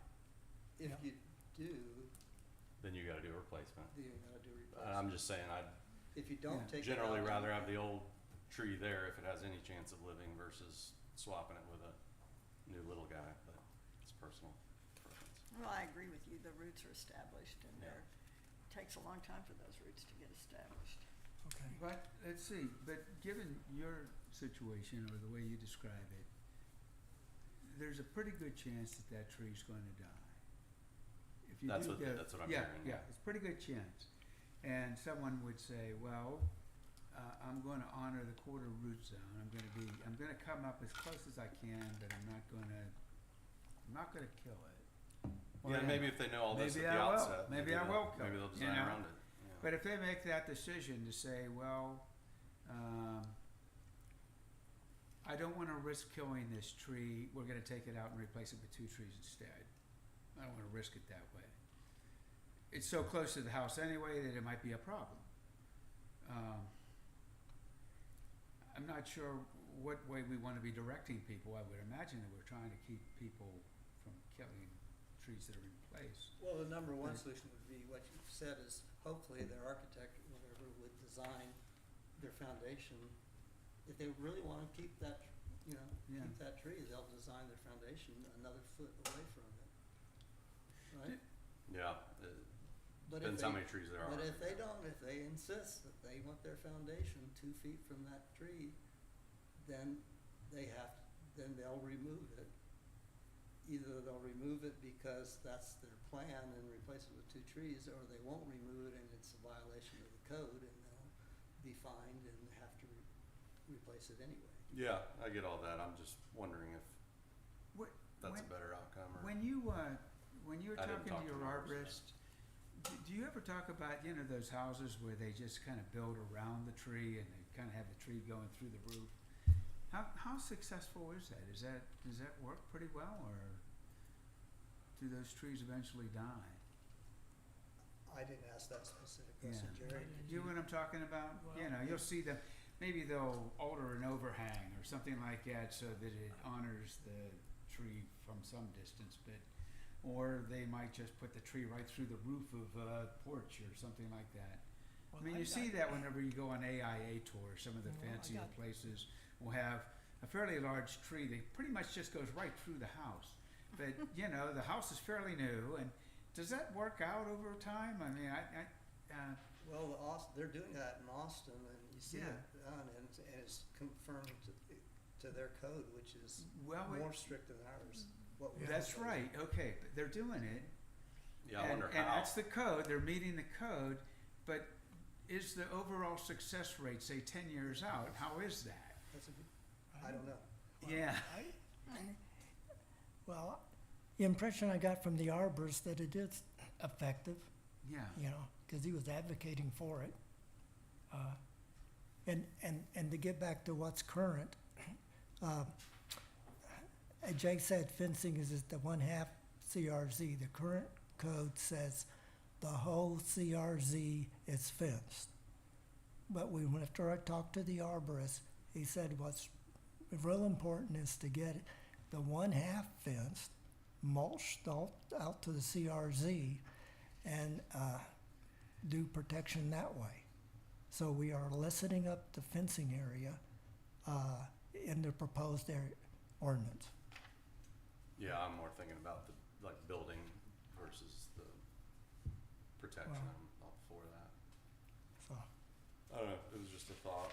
I've got some trees that are very close to my original foundation that's been there since the 1960s, and I don't know.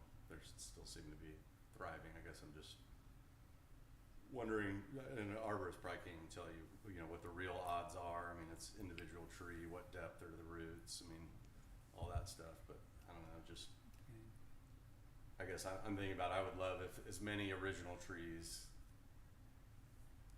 can be given a chance to live. Is what I was Well, trying to I get. guess what And- they're and I think saying is there'd you're be- not giving them a chance to live if you disrupt the 1/4 group zone.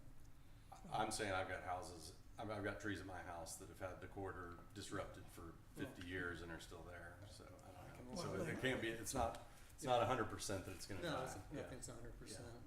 Even arborists will say that, you know. Yeah. Okay. When you get into, 107-375 conditions for approval, looks like you've added these words of a residential property including the city's right-of-way property must be replaced with one, okay, and so on. We haven't ever really talked about the positioning of the trees in the right-of-way. And of course, you wouldn't be allowed to replace that tree within the right-of-way because it's in the right-of-way. So you would have to take, whatever you were taking out of that right-of-way, you would have to replace it somewhere else on the lot. Yeah, and to elaborate on that, Dave, I was wondering if it's being taken Yeah. out of the right of way, is that at the city's request or requirement, or are you Well, I electively mean, if a doing that? builder, maybe, would the city be asking you to take it out of the right-of-way? Well, that's what I'm wondering, if it's in the right of way, Yeah, then it's not in the buildable area, that's obviously. right.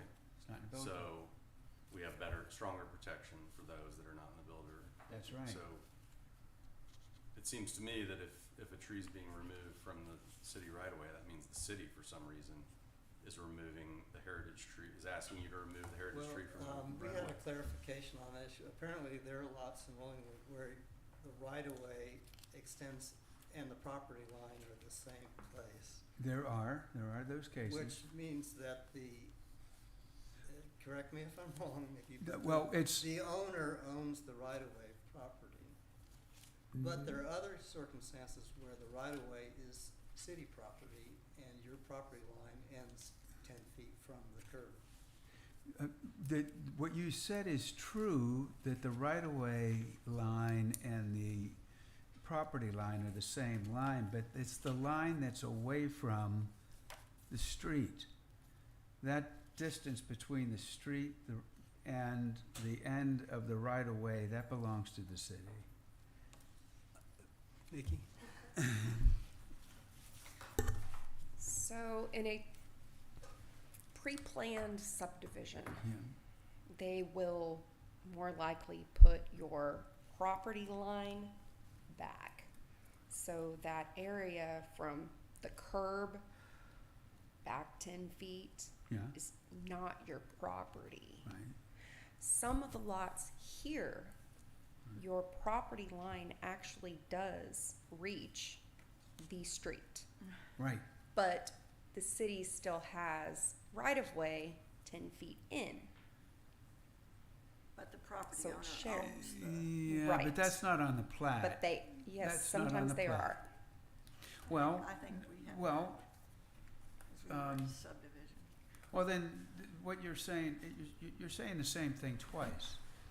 Even if it's not defined, even if you, the landowner, don't recognize that there is a right-of-way there, and your plat doesn't say it, you're saying that it's there, it is there.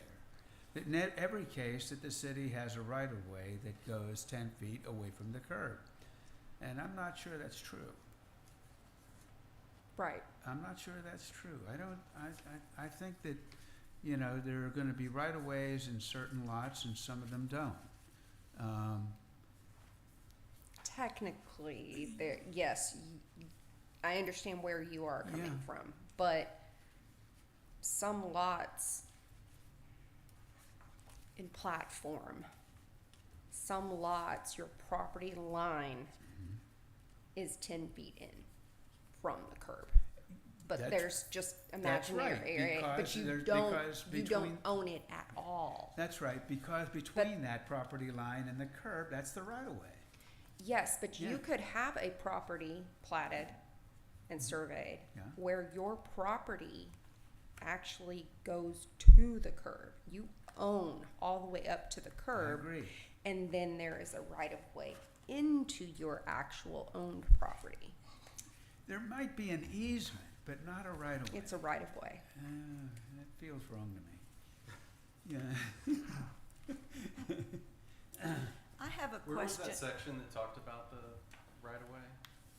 I was, It's 107. I was looking at, 107375, conditions for approval, Oh, right, yeah. okay? 7375. What, this is language that was added into what I guess is currently on the books. 375, So okay. residential property, including the city's right-of-way property. So it's Again- within the buildable area, which means you can remove it. So it's saying it's both in the buildable area and the right of way? Yes, correct. And the idea being that if you were putting in a driveway and the heritage tree happened to be in the right of way. Yeah. So you don't get scot-free taking down the heritage tree in the right of way to put in your driveway. You gotta replace it with replacement trees, Oh, like where the driveway is. proposed driveway. Okay, that makes, that gives it more context. I think you'd say, and a tree, a heritage tree within the city's right of way. Or wouldn't it be or? Yeah, or. Or a heritage tree within the city's. Well, I don't want or, because I'm dealing with property and right of way. Well, A heritage I mean, tree, it can't be in the depends on, buildable. Heritage tree. in either place, gotcha, Yeah. yeah, Yeah. yeah. I was confused, I was saying, how can the buildable area be in the city's right of way? That can't happen. So how would it word in that case? Change and to or. Well, permitted to be removed. And use heritage tree. A heritage tree, So, I'm sorry, can you read the whole thing then? A heritage tree, permitted to be removed, including a heritage tree within the buildable area of a residential property or a heritage tree within the city's right of way. must be replaced with, okay. We may need our legal team to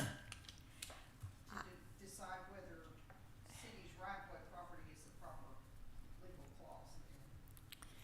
I have a question that's a little bit related, and maybe I read this too fast, but when they were building the house next door to us, they asked us if they could plant some replacement trees on our property.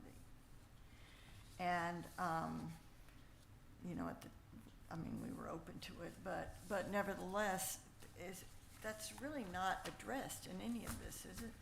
It is. Did I miss it? I think that's in the existing, code. Yeah, I read it somewhere in here when I was. Well, no, we slashed it from the existing code. Okay, Oh, I really? remember it coming up, I just Yeah. didn't. Yeah, we So, had, we had gotten rid of that a long time ago, Yes, right? yes. Yeah. well, it is intriguing, the possibility of planting it on Oh, the right. adjacent property owner or whatever. I mean, I thought there was something in here about it had to be cared for 3 years. yeah, I think this Yeah. was That's part of, replacement trees. originally, 2 years ago when we were talking about changing the tree ordinances, I think a lot of it was, we were trying to harden the tree ordinances, and this seemed like it was kind of like a loophole that could be exploited fairly easily. And we just didn't think that it was a good idea to point your finger at your neighbor whenever the tree dies. well, that's reasonable. But it is an interesting proposition, though. Well, does this need to be motioned to change? There's, No, Nikki's I got think it. y'all are still in the discussion phase. I have, Alright. here's the bigger question in all of this. 2 meetings ago, we had presented to us a number of changes to the tree ordinance that we, who were here, voted on and said, yes, we're gonna do that. Okay, we move it to council, have it codified. It has since come back from legal in in ordinance form. Where is And- that? I haven't released it. I was asked what to do with it. And at the same time, I understood that there was more work that was going on this work that we're looking at right now. And I guess my question is, you know, what do we do with what we had done already? Or maybe we should rescind that in favor of what this new work, because I think there's some overlap here. Or are these two separate things altogether, and we go for, okay, see, yeah, we're, that, My proposal, when we get to that point, if we do, would be to propose that this, with any changes we come up with today, be sent to the city for codification okay.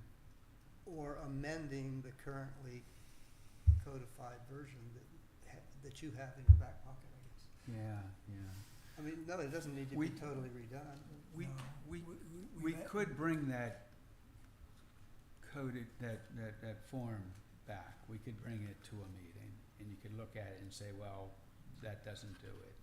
Or it does do it, but we need to add these things to it. I think what Jerry did on this is, and correct me if I'm wrong, but everything in red is what you have already approved. Okay. The Right. commission has already approved. And The blue things in blue is what you didn't see. Ah, haven't is new seen it. language. With the exception, though, of, was 107, the Well, definitions, that's all new, isn't it? Well, when the plan notes were all black because they were all new. Okay. Yeah, but where we had commingling stuff, I tried to make it clear that you've already seen this part, but you haven't seen this, and the blue, and then I made I made a definition of what blue meant, and that was this 375. I, So okay. I could do, you could rescind the old and just give them all this new one, or you could try and get the old one, which really had two ordinances, and now we got, and plan notes. Okay. And then we've added about 2 or 3 new ones. So, New sections. right, That are here, Yeah. right, that are here, right. right. You okay. have everything to You- the You're not best gonna of do our any ability more to this. This is until it. we get it back from codes and this little change. Well, no, I mean, you know, I guess my question is all of the content, regardless of whether it's in ordinance form or not, is all of the content that you want in the changes, is it, is it on these pages? Yes, You're not gonna go back and get some more? not until we have another meeting. No, What does no, that mean? which- Help me out. Which it means is I'd like flexibility to make tweaks. I wanna look at the 10-foot boundary survey. You know, I can't say, in another month, I'm not gonna know more and I wanna make a few little tweaks, but the gist of it, we can take over like this sentence here. Okay, Okay. that's what I'm saying. Don't say, oh, you said I'm gonna make any changes. Okay. There may be some minor tweaks, I very mean, that's the minor. reason why when it goes to coding, it comes back to us. Yes, Yeah, yes, that's So right, In that's right. case there's That's some other little thing that we And- wanna change. And your 8-inch to 12-inch can change at code, it can change now, Okay. your choice. All right. So, I presume that you guys brought this here and you're saying, well, this is ready to make a recommendation to have it, Codified. Yes. turned into, And- ordinance language, okay? Right. With any changes that we come up with tonight, If you want to. if you want to.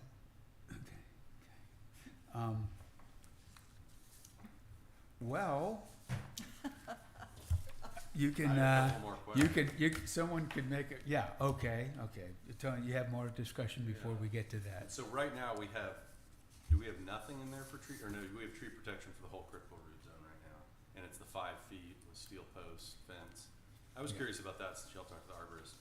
Is that standard 5 feet? I mean, it seems tall to me, but, and I'm just thinking, is it Yeah, I mean, that's. expensive for that kind of fencing, or is that normal? That's what everybody does? That just seems like, what's the difference between 2 or 3 feet and 5 feet? I mean, that's what's the current code. Even before You know, the new tree ordinance was put in, there was 5 feet protection fences, I think. But anyway, we put that in, you know, I don't know, what was that, a year ago? That is what the city of Austin does, city of Westlake. Okay. So I just have to assume that there's some arborist, you know, rationale for that you're not gonna drive your backhoe, you know, into the tree if there's a Yeah. chain link Yeah, fence there. maybe that's what it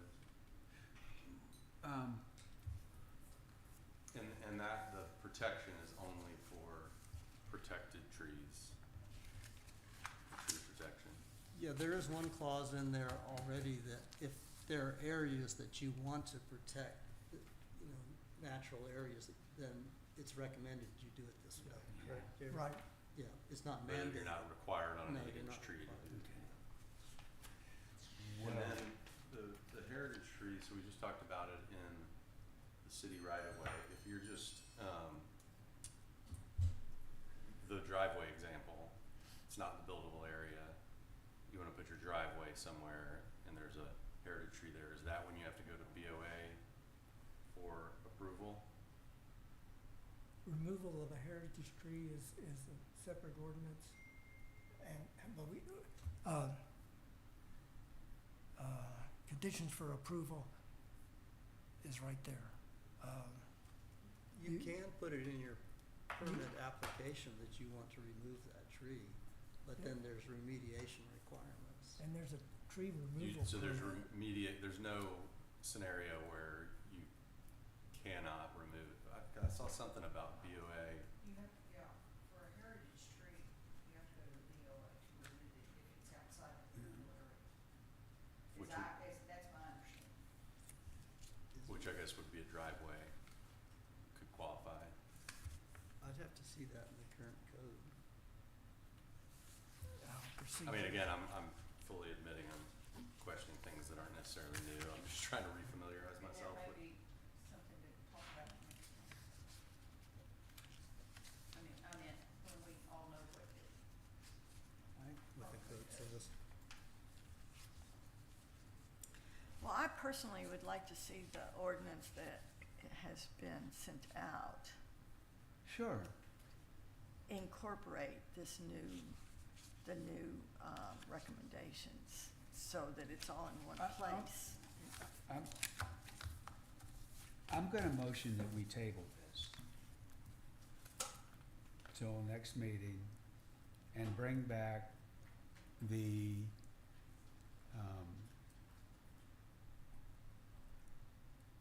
the ordinance formatted original recommendation motion. And look at the two together and see where things in this fit into that. Well, I think I've already done that. Okay. It's the colors.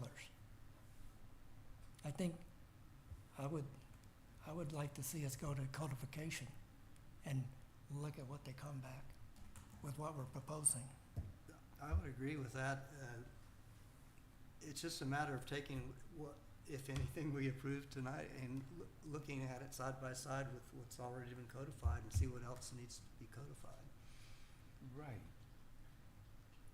The lawyer's doing that, Okay. not us. So you're saying, Jay, that you think we should go ahead and approve this so that it can be codified? Okay. When it comes Into the back to us existing, at the next the meeting. proposed order. Yeah. Yeah, okay. Well, that's fine with me. I'd like to see it all in one place. All right, well, I think I think you would also be allowed to request that it be codified in its current, that the city attorney come back with language that gives you code language for these changes as proposed. It doesn't have to be an ordinance form, but it can be, you know, with these provisions inserted into the current code sections. Okay, And so that you can ordinance consider form it side meaning, by side with okay, what is just- the just- current just- statute. okay, just to be clear. What is the current ordinance? Whenever we say ordinance form, we're talking about having the boilerplate in front of it and saying the whereases and all that. Okay, but And having with, line yeah, numbers. but and if, red line. yeah, okay. What form has to be, does it have to be in to, if we approve it, to forward it on to city council? It- Would we have to go through another round? Yeah. That's, That is ordinance form with the boilerplate, Okay. yeah. Yeah. Why would we want to do it twice? I think it Yeah. would be put in ordinance form and Yeah. brought back to the commission in its next. That's right. It has to come, once it goes into ordinance form, it comes back to us for us to review it and see if in fact that, in that form, did it capture everything that we wanted it to? We know sometimes things have gotten missed. But you're, it sounds like you're proposing we not get it in ordinance form, but just ordinance language. Fair enough. That wasn't what I was proposing, but yeah, I think that's what Brooke is suggesting we might do. We don't need the whereases. Yeah, we don't need the whereases, Interlineate. but we already have some of that in the original one, the one that we recommended 2 meetings ago. So We why have not that. just ask for these changes to be put in that form where the whereases are already Okay. there? And then we have only one Okay, document well, that we can, I think the terminology would be redlined, these changes redlined to the current code. Yeah, there's the actual code and then there's the enabling ordinance Okay. with the whereases. okay. So,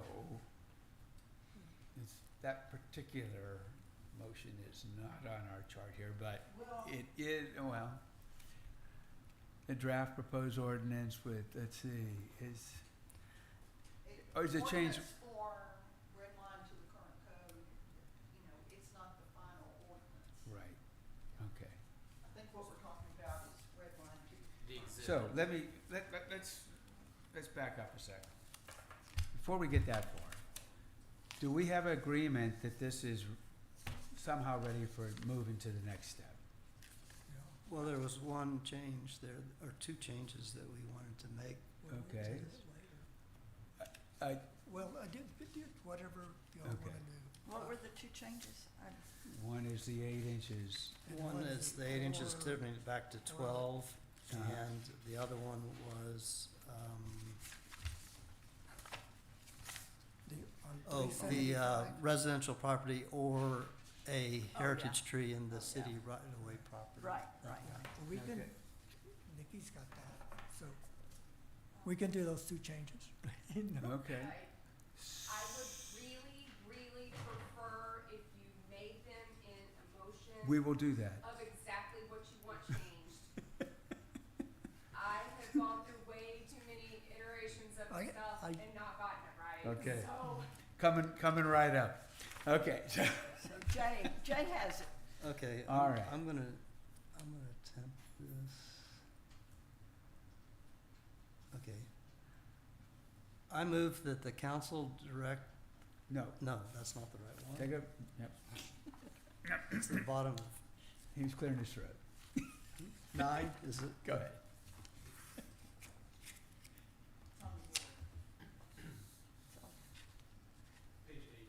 Page 8, okay. Okay. Okay, I move that the commission request that this item be put on, into ordinance form with Red the lines. with the 2 changes that we approve this evening. Do I need to mention those specifically? yes, please. Okay, being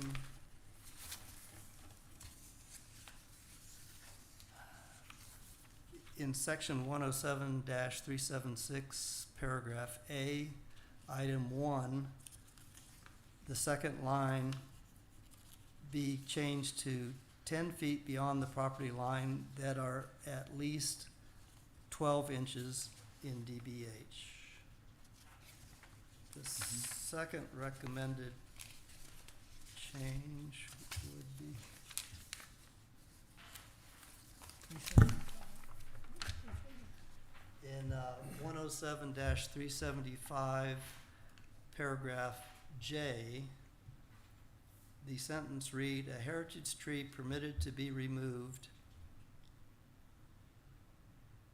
within the buildable area of a residential property or a heritage tree within the city's right-of-way property must be replaced with," et cetera. Did I get that Okay. right? I, And that's, is that the end of the motion So your language? Okay. I would like to make a friendly amendment to the motion that this be redlined to current ordinance and that it be back to us within 3 weeks. I second it. You second it? Did we do that right? You don't want it in code Okay. form? What? You don't want it in code form? Well, I thought it was Okay, going in code form. No, he's saying. all right, just okay, be we have redlined. we Well, have I a mean- motion, we have a second. We're in No, no, further, no, are we, is there further discussion? Yes, is that saying that we do, if you want just a red line version, that's not the same as putting it into code language, into ordinance? No, With no, the- that is, it is putting it into code language so that we see what the old language is next to the new language. Is that what Brooke was proposing? Okay. Yeah, that's what we want. So that we Okay. have so we're looking at something And that then- we can What do you actually, think is ordinance form without the whereas? okay? Yeah, and then we mark it up and send it to city That's right, council. so it'll have all the right line numbers and all that And- stuff on it. And we Okay. don't have to have the city council bring it back a second time. But then if we did that, it Not the then city has to go council. back to the attorneys again to get the whereases language? That's put in? right. And then it has to come back to P and Z to see if we agree with that? I guess so, probably, yeah. No, We don't want, we don't. no, we don't want to do the, You can amend either one, it's just a question of whether, the city attorney does the two-page whereases up front, or does it? well, let me ask a non-lawyer question. The substance will be the Why, same. why does the city council need the whereases They don't need it, to get to the level two? it doesn't have to go to the city council to get that done. Well, Well, wait a minute, that's- no, that's not the question. We do need to have the boilerplate in place before it can go to city council Yes, by our process here. exactly, Right, okay, And it has to be approved by us to That's go to right. city council. yes. So which means that we have to take 2 meetings to get this accomplished instead of Yes. 1 more. that's correct. well, Okay, well, let's vote on that motion, because Okay. Jay already proposed that it be put into ordinance language, so that when we see it again, we can look at it and say yay or nay, and then it goes back to legal before It will go to legal as it's going up to. So Right. can Yeah. we vote on your friendly amendment then? That's the first thing to do, correct? Well, the amendment to we're voting on the entirety of what was just said. The entirety, your changes to this with the friendly amendment in place. Now, if you want me to take the friendly amendment away, I can rescind it.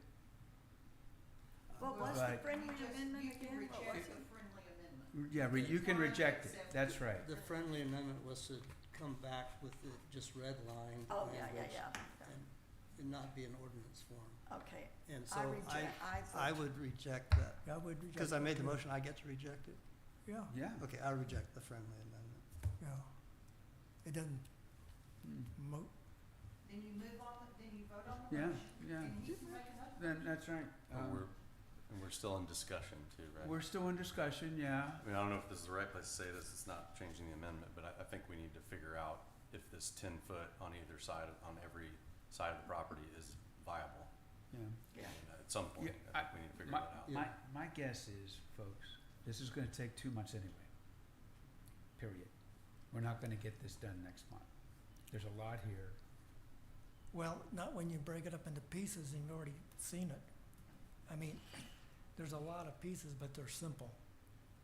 And I'll be glad to come back with surveyor's comments on the 10-foot procedures.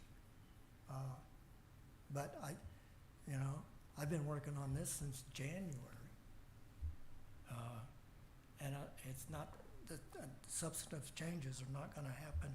And what these little tweaks we can do in the next meeting, I think we'll give it to the city, pass it to the city council. They'll look at it and they'll bring it back to us the second time. We're only at level 1. They're gonna go to level 2 and it's gonna come back us for level 3.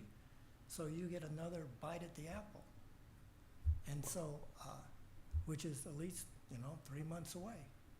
I'll say I'm thinking a little more like Dave. I mean, I think the whole point of this flow chart is to do it the right way so we have the best chance of getting it done the right way.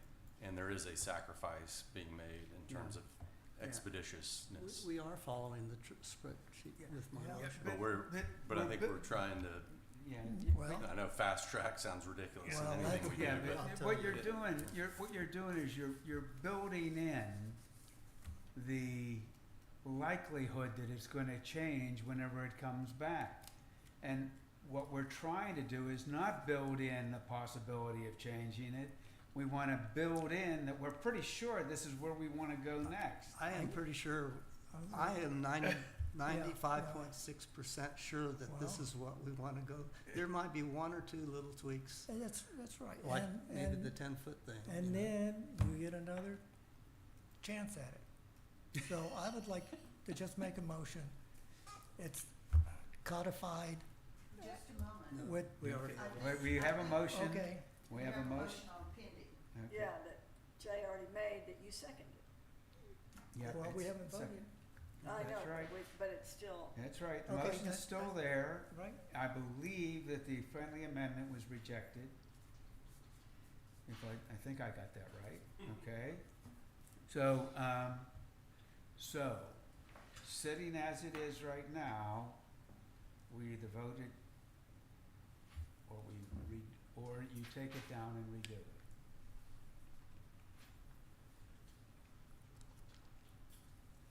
Okay. Hearing no more discussion, all in favor say aye. All opposed? nay. Nay. No. Or was it 3-2? Well, I thought we were voting. Can I codified. take a roll call vote? Okay. Well, can we make another? Tony? Can we Nay. reread Nay. the? I didn't understand the motion. I thought we The were motion. codifying.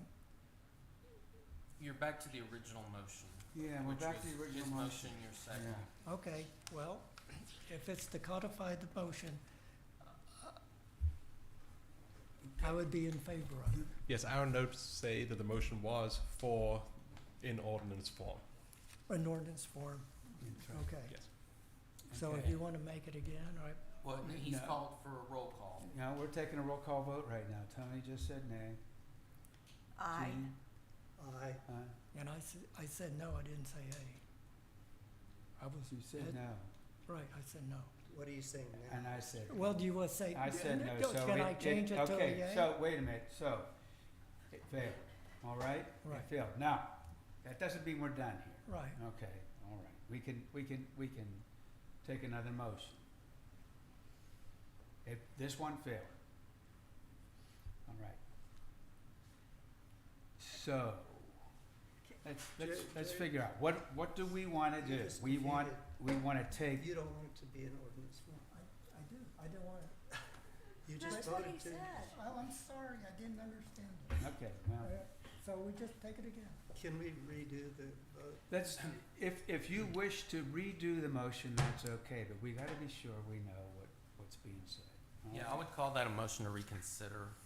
What'd you call it? Yeah, Reconsider. Motion to reconsider the Motion to same reconsider. motion and Okay. take a new vote. All right, I move to reconsider. okay. I Thank you. second that motion. to reconsider. Same motion you're saying? Okay. All right, we'll take a roll call vote again. Okay. This Nay. is just on the reconsider motion, right? On the original. This is the original motion. Original motion. Okay, original motion. Tony said nay. Aye. Okay, Aye. Aye. nay. All right. Looks like this time it passed. 3-2. All right. Are we good over there? We good? Well-oiled machine. More or less, all right, all right. As long as it's recorded, we'll be okay. Okay, folks, all right, well then, we have one more motion to take. Yeah. Move to adjourn? Move to adjourn, okay. Got a motion? Second?